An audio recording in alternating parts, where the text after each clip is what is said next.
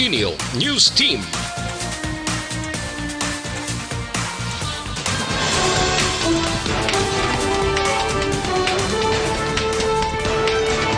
Sa ato nga panguna nga mga Pangulong dinalan sa mga balita lokal, kumpirmado ang kaso sa COVID-19 sa Western Visayas naglambot na sa 18. 22 ka PUI sa Negros Occidental nagnegatibo sa COVID-19. Sa balita national, FDA ginaprubahan ang paggamit sa 5 ka rapid test kits sa pagdetect sa COVID-19. Mga napatay bangod sa COVID-19 sa Pilipinas naglambot na sa 78. Maayong aga Bacolod, may aga bilugabahin sa Western Visayas. Karon nga adlaw Marso 31 tuig 2020. Ang inyong news team, Aksyon Eden Aboso. kag Aksyon Boy Duran, ang mga balita lokal pagkatapos lamang sini. Kung mabigat ang Ito ka mga importante nga mapamagi agud mapungga ng paglaptas ng Coronavirus Disease 2019 o kung COVID-19 sunod sa World Health Organization o kung WHO. Una, ugaliyo na masami nga pagpanghugas ang kamot agud mapasigurong katinlo sa kaugalingon. Ikadua, likawan man ang masami nga pag-uyat sa ilong kamot kag baba. Ikatatlo, tapunan sang tisyo kon kamot ang baba kon ginaubo. Ikaapat, likawan ang pagpadulong sa mga lugar nga masami ginatipunan sang publiko. Ikalima, magtiner sa puluyan kung hindi mayong kondisyon sang lawas ilabi na kung nagabatyag sang hilanat kag ubo. Ikaanom, kung nag-eksperyensya sa hilanat ubo o kung kabudlayan sa pagginawa. Gilayon nga magpakonsulta kung magpangayo sang panugyan gikan sa isa ka doktor. Ikapito, tingwaan nga mangin updated sa balita kag mga informasyon angot sa COVID-19. Ini nga pahanumdum ang ginatulong sa inyo sa kaluwan sang World Health Organization, Department of Health kag Aksyon Radio Bacolod. Para labanan ang banta ng COVID-19 sa ating bansa, mahalaga ang kooperasyon ng bawat isa. Ang pananatili sa loob ng bahay ay isa sa pinakasimple pero pinaka-epektibong paraan para hindi kumalat ang virus. Kunwari, ikaw ang tuldok na ito. Malusog ka at malakas. Lumabas ka ng bahay. Ang hindi mo alam, may nakasalamuha ka ng may COVID-19. Tandaan, mahirap malaman kung sinong may virus, pero madali itong maipasa sa iba. Pwedeng naipasa na pala niya ang virus sa iyo nung umubo siya, o bumahin. O baka naman ay nahawa na dahil humawa kayo sa parehong bagay na kontaminado. Ngayon ay mayroon ka na ring COVID-19. Isa ka ng carrier na makakahawa sa iba. Dahil maaaring ilang araw pa bago lumitaw ang sintomas na ubo, sipon, hirap sa paghinga, at lagnat. Pwede ring wala kang nararamdamang sintomas, ngunit nakakahawa ka pa rin. Pag-uwi mo sa bahay, maaari mong mahawahan ang iyong pamilya. Kasama na rito ang lolo at lola mo o ang mga magulang mo na may edad. Sila ang may pinakamahina na depensa laban sa virus. Ang mga may sakit sa puso, diabetes, high blood, at iba pang pre-existing conditions at mga buntis, mahina. Aksyon! Balitang Bayan, Numero 1.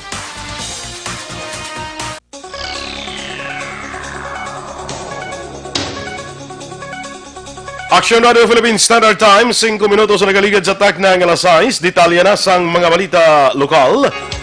Nagsaka na sa 18 ang kumpirmado ang kaso sa COVID-19 sa Western Visayas. Ini matapos nga may bago nga duwa ka COVID-19 cases ang na-record base man sa Medical Bulletin number 6 ng DOH Region 6. Si patient number 17 ay isa ka 44 anyos nga lalaki, gikan sa syudad sang Iloilo nga may travel history sa Manila. Sunod sa DOH Region 6, nag-improve na ang kondisyon ni patient 17 apang naka-isolate sa gihapon samtang na-trace na ang 3 ka mga persona nga naka-contact sa iya. Ang COVID patient number 18, isa ka 51 anyos nga babae gikan sa probinsya sang Iloilo kag asymptomatic. Si patient 18 ay may close contact naman sa kay patient 284. Naglamot naman sa 22 ka mga individual ang nagnegatibo sa Coronavirus Disease 2019 sa probinsya sang Negros Occidental base sa resulta sang test nga ginpatigayon sa mga persons under investigation. Sunod kay Negros Occidental Governor Eugenio Aksyon, mahimo pa nga magsaka ang nagnegatibo sa COVID-19 samtang ginangulat pa ang resulta sang swab test nga ginpatigayon sa iban pa nga PUIs. Nagpabili naman sa isa ang nagpositibo sa COVID-19 sa probinsya sang Negros Occidental. Ginahulat pa karon sa mga otoridad ang resulta sa iban pang test nga ginpatigayon sa 8 ka mga pasyente. Nagpanugya naman si Aksyon sa publiko nga kun mahimo magtinera sa ilas tagsa ka mga balay kag tumanon ang mando sang gobyerno. March 29, we still have one COVID positive. The number of negative has increased to 22, and we have pending 8. Ang kabahin sa pagpahayag ni Governor Eugenio Aksyon. Gindesignar naman bilang person under investigation quarantine area ang EB Magalona Yolanda Housing Project sa Barangay Santo Niño, Banwas ang EB Magalona. Sunod kay Governor Eugenio Aksyon, tanan nga mga PUI sa probinsya ang pagadalon sa mga quarantine area kag ipaidalom sa maidid nga monitoring. Dunga pa nila Aksyon, luyag sini nga mag-control ang kadamuon sang PUI nga ginadala sa mga ospital kag mas mangin mahapos sa gobyerno nga ma-monitor ang status sa mga ini. Ang EB Magalona Housing Project ang may kapin 210 ka mga units kag ang tagsa ka mga PUIs ang temporaryo nga mga tiner sa kada isa man ka unit. Ang gobyerno probinsyal ang magabutang sa 210 ka mga hiligdaan, thermal gun scanners, communication equipment, PPEs, bulong, hygiene kits kag iban pa nga kinahanglanon. Ang gobyerno man ang maghatag sa pagkaon sa mga PUIs. May patukod man nga staff quarters, utilities, food preparation area kag may standby nga ambulansya. May mga nurses, admin staff, security staff, doktor kag mga utility workers man nga i-deploy sa mo nga quarantine area. The EB Magalona Yolanda Housing Project is now also designated as a PUI quarantine area and will be provided the following. There will be 210 beds, thermal gun scanners, meals, communication equipment, PPEs, emergency medicine, and supplies and hygiene kits. Ang dugang nga pahayag ni Governor Eugenio Aksyon. Samtang nagpaidalom na sa swab test sa isa ka pribado nga hospital sa probinsya sa Negros Occidental ang isa ka doctor consultant sa syudad sang Cadiz nga isa ka patient under investigation bangod sa iya travel history sa Metro Manila. Sunod kay Negros Occidental Governor Eugenio Aksyon, Marso 11 sa nag-abot halin sa Metro Manila ang lalaki nga doctor consultant kag gilayon naman nga nagpaidalom sa self-quarantine. Nag-report ang doktor sa Cadiz District Hospital Marso 26 apang ginabisuhan nga magpakonsulta bangod ini ang may sore throat. Ginklaro ni Aksyon nga ang amo nga doktor ang wala sang hilanat o kun ubo apang ginkabi nga PUI bangod sang travel history sini. Ginpatigayon na ang swab test sa doktor sa tong Marso 28 Sabado nga adlaw kag karon yara sa gihapon sa self-quarantine. Ginklaro naman di DTI Negros Occidental Head Rachel Nufable nga mayara sang ginpagwa nga permit ang ila talatapan para sa mga delivery trucks nga nagakarga sang bulong ka mga grocery supplies. Sunod kay Nufable, base sila record, tinalikdan nga simana naglambot na sa kapin 200 ka mga permits ang ila ginaprubahan base man sa guidelines nga ginpagwa sang Interagency Task Force. Doon pa ni Nufable, mayara sang individual nga permit ang tagsa ka mga unit sang delivery trucks agud mangin mahapos ang pag-inspeksyon sa mga otoridad o kung sa mga otoridad. Ini nga lihok sang DTI sa pa kay Nufable, ang kabahin sang inpatuman nga enhanced community quarantine sa syudad sa Bacolod kag probinsya sang Negros Occidental nga sugod man karon nga adlaw o kung kahapon nga adlaw. Sa piyak nga bahin, nagapabilin nga skeletal workforce ang mga empleyado nga naga-duty sa talatapan sang DTI, magluwas lamang sa mga personnel nga naka-assign sa price monitoring unit. Samtang nagkaladak pa naman ang masobra na 10 ka persona sa banwa sang Aboso matapos maglapas sa ginpatuman nga lockdown sa mga banwa bungod sa COVID-19.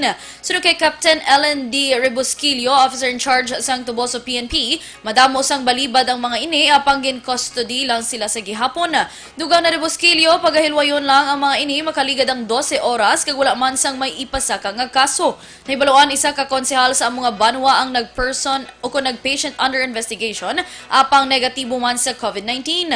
Ang lockdown sa Aboso magalawig tubtub sa Abril 5. Istrikto naman nga gipatuman sa mga kapulisan kag pila pa ka mga frontliners ang pag-usisa sa mga home quarantine pass sa mga pumuluyo sa syudad sang Bacolod nga nagagawa sa ilang mapuloy-an agud magbakal sang bulong, pagkaon kag iban pa.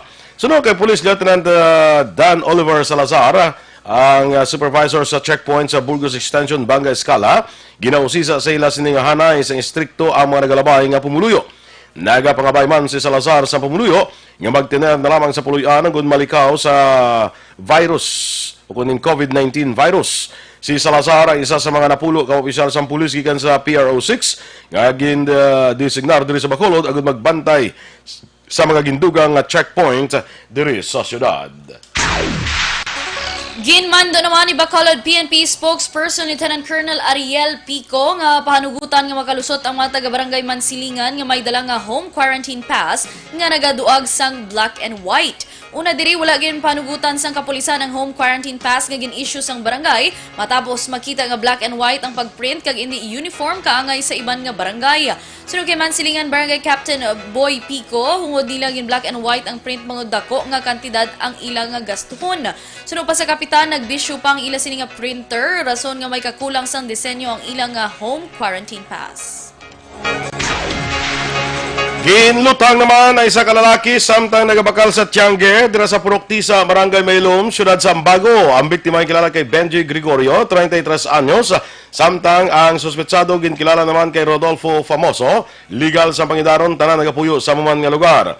Base sa pagpangusisa sang Bago PNP, ginsukmatan sang sining suspetsado nga si Gregorio o kung nga si Famoso, ang biktima sa manabaton nga malain nga may istorya. Sang ginsabat ini gilayon nga naggabot sang armas si Famoso kag ginlutang si Gregorio igo sa tiyan. Ginabulong karon sa ospital ang ining biktima samtang nagpalagyo naman ang suspetsado. Parayon pa ginahibalo ang rason sang sining pagpanglutang. Sa katapusan nga balita lokal, gindala naman sa hospital ang duha ka lalaki matapos ginpangbuno sang hubog sa Purok 1 Barangay Carabalan, Syudad sang Himamaylan. Ang mga biktima ginkilala nga Sanday Rodrigo Toga, 44 anyos, nag-istar sa lugar sang insidente, kag Gino Arellano, 24 anyos, nagapuyo naman sa Barangay Suay sa amuman nga syudad. Sa investigasyon sang Himamaylan PNP, samtang nagapula ang mga biktima, hinali lang nag-abot ang sospetsado nga hubog kag nag-run amok sa diin gilayon nga nagpamuno. Padayon ang investigasyon sang kapulisan angot man sa insidente. Aksyon Radio Philippine Standard Time, las 6:14. Sa aton nga mga aksyon nga nagaproblema sa mabukol nga retubo sa inyong alawas, sistman kung tumor, hindi na pagpadugaya, hindi pagpabayi para hindi na magmalignant. Maginom na sang Santon Plus Cervic Capsule. Suno sa mga eksperto, ang Santon Plus Cervic Capsule makatunaw sa mga breast cyst, myoma, bukol sa ovary, bukol sa baga, goiter, kag iban pa.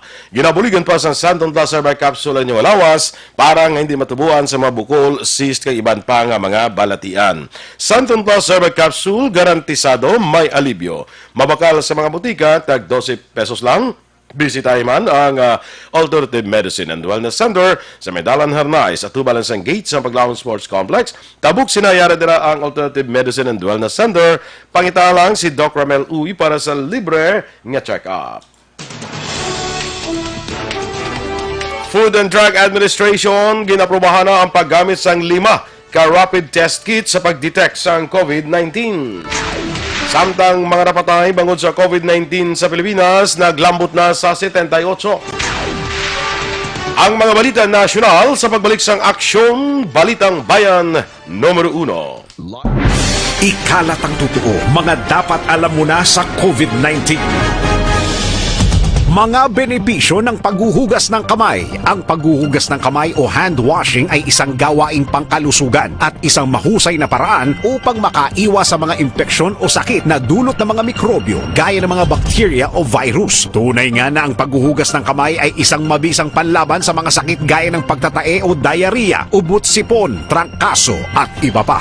I-viral, i-share, ikalat ang totoo. Hatid ng MBC Manila Broadcasting Company, stations DZRH, Aksyon Radio, Love Radio, Yes the Best, Radyo Natin at Easy Rock. Ikalat ang totoo, mga dapat alam mo na sa COVID-19.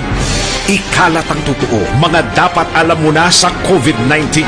Ang mga hakbang upang maprotektahan ang sarili laban sa COVID-19. Ang mga payong ito ay maaring sundin ng lahat, ngunit napakahalaga ng mga ito kung ikaw ay nakatira sa lugar na may COVID-19.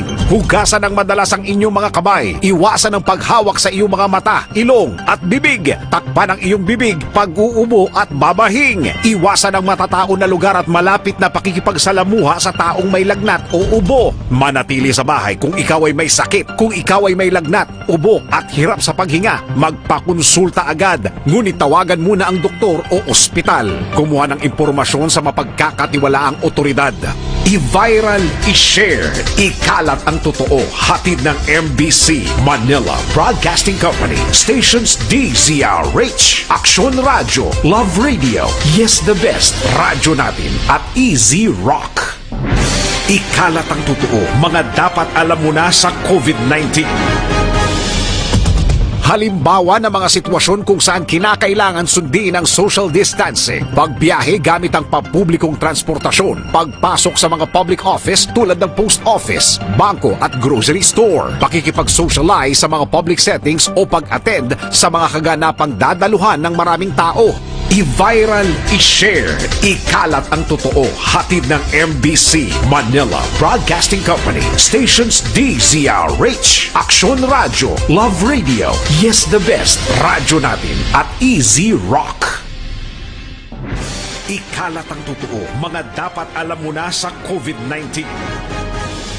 Ano ang social distancing? Ang social distancing ay tumutukoy sa pag-iwas sa mga matataong lugar at pagpapanatili ng 2 metrong distansya mula sa ibang tao kung maaari. Isa ito sa mga paraan upang maiwasan ang pagkalat at pagkahawa sa COVID-19. I-viral, i-share, ikalat ang totoo. Hatid ng MBC Manila Broadcasting Company, stations DZRH, Aksyon Radio, Love Radio, Yes the Best, Radyo Natin at Easy Rock. Ikalat ang totoo, mga dapat alam mo na sa COVID-19. Ano ang social distancing? Ang social distancing ay tumutukoy sa pag-iwas sa mga matataong lugar at pagpapanatili ng 2 metrong distansya mula sa ibang tao kung maaari. Isa ito sa mga paraan upang maiwasan ang pagkalat at pagkahawa sa COVID-19. I-viral, i-share, ikalat ang totoo. Hatid ng MBC Manila Broadcasting Company, stations DZRH, Aksyon Radio, Love Radio, Yes the Best, Radyo Natin at Easy Rock.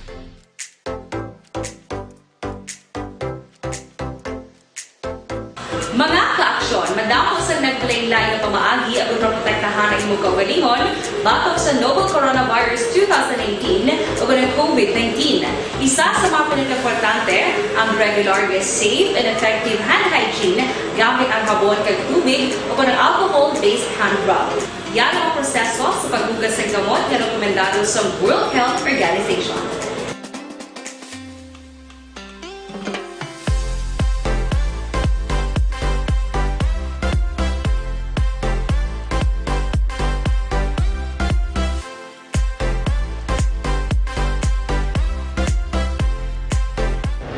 Aksyon! Balitang Bayan, Numero 1. Aksyon Radio Philippine Standard Time, las 6:20. Detalya na sa aton mga balita nasyonal. Ginaprubahan sa Food and Drug Administration ang paggamit sa 5 ka klase sa rapid test kits para sa pag-detect sa COVID-19. Sunod sa FDA, ang nasambit nga test kits ang registered for use sa mga pungsod nga mayara sang masaligan nga regulatory agencies kaangay sang China kag Singapore. Ang pinaka-latest sa 17 ka PCR-based test kits ang inaprobahan for commercial use. Kag ini nga kit ang sarang nga makadetect sa virus sa sulod lamang sang 5 ka minutos.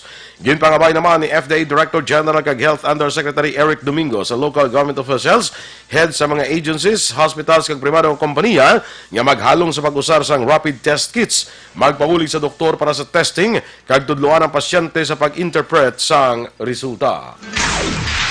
Nagsaka naman sa 1,546 ang kaso sa nagpositibo sa COVID-19 sa Pilipinas. Sa virtual briefing sa Department of Health kahapon sang hapon, ginpayag ni Health Undersecretary Maria Rosario Vergere nga nadugangan kahapon nga adlaw sang 128 ang nagpositibo sa kaso sa ang positibo nga kaso sang masakit kag nagsaka naman sa 78 ang napatay matapos nadugangan sang 7.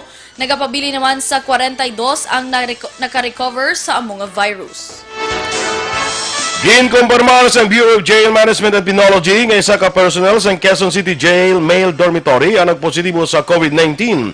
Sunod kay BJMP spokesman Xavier Solda, ang personnel nga nagpositibo isa ni kababae nga paralegal officer kagyara sa work from home status umpisa Marso 21.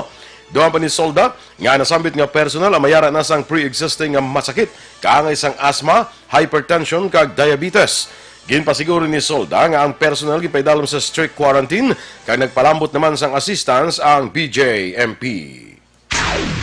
Samtang nadugangan pa ang kadamuon sa mga Pinoy nga apektado sa COVID-19 sa luwas sang pungsod. Sa records ng Department of Foreign Affairs tubtob Marso 30, 348 nga overseas Filipino worker ang kumpirmado nga positibo sa COVID-19 sa 30 ka pungsod kag rehiyon. Sa nasambit nga kadamuon, 228 ang ginabulong sa nagkalain-lain nga hospital. Sunod sa DFA, 111 ang nakarecover sa masakit o kung na-discharge na sa hospital. Nagsaka naman sa siyam ang napatay bangod sa nasambit nga virus. Pinakadamo nga may kumpirmado nga kaso mong sa Asia Pacific region nga may 174 ka kaso. Nagsunod rin ang Europe nga may 97 ka kaso, Middle East nga may 48, samtang sa Amerika may 29 naman ka kaso. Mas madamo na nga sample sa masarangan nga mausisa sang Research Institute for Tropical Medicine kung RITM.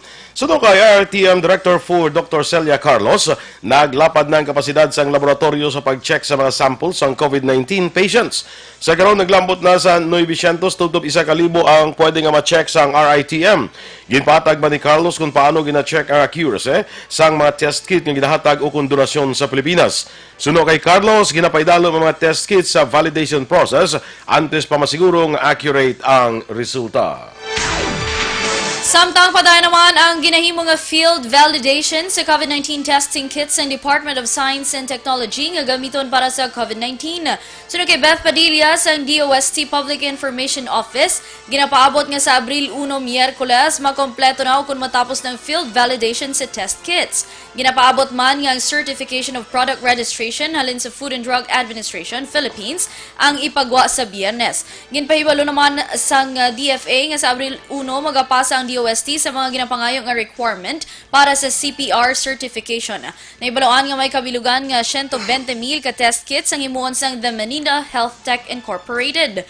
Ginkumpirmar naman sang manufacturer nga nag-abot na ang unang nga batch sang regions kabangdanan nga maumpisahan na ang proseso sang production.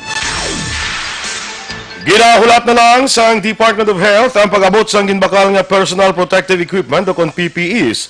1 milyon ka PPE sets ang ginbakal sa DOH nga nagabalor sang 1.8 bilyon pesos kay ipagamit sa health workers. Ang kada set sang PPE ginalagipan sang headgear, goggles, N95 mask, gloves, apron kag gown. Sunod kay Health Secretary Francisco Duque III, ihatag ang PPEs sa government hospitals. Sa tion nga matagan na sang PPEs ang public health workers, ang private hospitals naman ang masunod nga hatagan. Samtang mayara sang 275 bilyon pesos nga gamiton para ibulig sa mga health workers sa dalom sang bayanihan law nga ginpirmahan ni Presidente Rodrigo Duterte. Ginpili naman sang DPWH ang apat ka mga public buildings kag open spaces sa Metro Manila nga pag-ausaron bilang health facilities kag isolation sites para masolusyonan ang kakulang sa hospital sa padayon nga pagsaka sa COVID-19 cases sa Pilipinas. Sunod kay DPWH Secretary Mark Villar, handa na ang proposal nga i-convert ang Philippine International Convention Center, World Trade Center, Rizal Memorial Coliseum kag Philippine Institute of Sports multi-purpose arena nga makaakomodar sang 2,905 ka mga posible nga pasyente. Ang apat ka mga pasilidad ang mayara na sang linya sang tubig kag kuryente kag pwede nga mahimo bilang isolation areas para sa mga patients under investigation kag persons under monitoring. Ginklaro ni Villar ang pag-convert sa mga public places bilang temporaryo nga treatment kag monitoring facilities ang magasunod sa protocol angod sa infection prevention and control. Samtang ginpahayag naman ni Villar nga 19 sa 125 ka mga evacuation center nga gintukod sa DPWH ang ginausar na bilang health facilities, samtang ang napulo kay Iwan pa ang ginhimo nga Emergency Operations Center. Nagpalambot sang pagpagigunong ang pamunuan sang Department of Health sa mga namatyan ka mga abyan sang 8 ka napatay nga pasahero kag crew members sa naaksidente nga eroplano sang Lion Air Incorporated sa runway sang Ninoy Aquino International Airport sa Domingo sang gabi. Sa statement sang DOH, madugay na nga kabulig sang ahensya ang Lion Air Incorporated sa paghatag sang serbisyo sa mga residente sang Visayas kag Mindanao. Sunod sa DOH, nangin instrumento ang Lion Air sa pagdulong sang medical supplies sa mga hospital sa nasambit nga mariyon. Duran pa sang DOH nga sa matuod, antes pa natabo ang aksidente, nagdulong pa ang piloto kag crew members ni sa health commodities nga mga supply sa Zamboanga, Mactan, Iloilo kag Butuan. Sa katapusan nga balita national, temporaryo naman nga hindi makabiyahe ang tanan nga aircraft ng Lion Air Incorporated tungod sa nagapaday nga investigasyon sa aksidente nga imbolbado ang isa sinika aircraft Domingo sang gabi sa runway sang Ninoy Aquino International Airport kun na iya. Sunod sa Civil Aviation Authority of the Philippines, na-retrieve na ang cockpit data recorder kag natalana nga ipadala sa luwas sang pungsod para ma-decode apang ang otoridad ang ginapangita pa ang flight data recorder kag ang ulihing nga communications sang aircraft. Sa inisyal nga investigasyon sang kaap, ang aircraft naka-eksperyensya sang technical problems sang hana nga mag-take off sa runway 6. Sa among aksidente napatay ang 8 ka pasahero ngayar sa medical evacuation mission padulong sa Haneda, Japan. Ang investigasyon sa aksidente ang ginapaabot magalawig sang 6 ka bulan tubtob 1 ka tuig. Aksyon Radio Philippine Standard Time, las 6:28, ang mighty C naman ang alkaline nga vitamin C, naga-edukar, naga-balanse, kag nagapabakod sa aton nga immune system. Ginatap na ang mga infection, ubo, sipon, trangkaso, TB, pneumonia, kag iban pa nga mga balatian. Kag ang mighty C, ang alkaline nga vitamin C, manamay maningan antioxidant nga vitamin para sa mata, ginatagan sang alibyo, nagakurap-kurap nga mata, katarata, kag glaucoma. Para sa mas epektibo nga kombinasyon, mag-inom sang Mighty C kag Santon Plus Herbal Capsule. Inyo ipamatiyan na aton mga balita diri sa Aksyon, Balitang Bayan Numero 1. Standby na sa Aksyon Report, second portion. Upod ka Aksyon, Fred Salanga. Balikay kita sa dugang nga mga balita sa Aksyon Balita Morning Edition. Upod gapon sa inyo News Team. Aksyon Eden Aboso. Kag Aksyon Boy Duran, una sa balita, una sa Aksyon, sa Bacolod Aksyon Radio.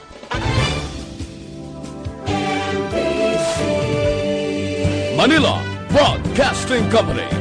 Sa balita, komentaryo, isyu, serbisyo publiko. Aksyon Radio. Sa Bacolod, Aksyon Radio. Aksyon!